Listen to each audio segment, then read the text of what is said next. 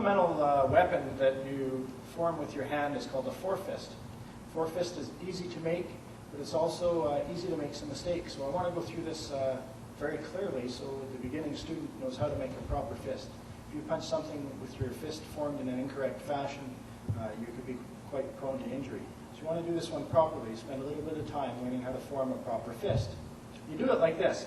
Start with your hands straight here out in front of you, thumbs pointing up.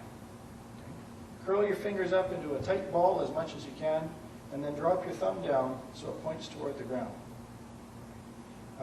You never want to put your thumb on the inside and curl your fingers over top. And you never want to curl up your fingers and then point your thumbs forward.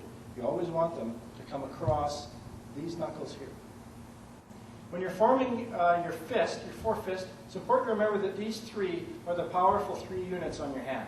So you want to make sure that they're curled up tight. These three are curled up really tight when you're making your contact or when you're doing your punch. Okay? It's also important to notice the angle of your wrist and the line of your wrist when you're punching. Your contact point you want to be this section here, this small 2-inch section here at the end of your two knuckles. And you want them to be straight. You never want your hand to be up here or down here.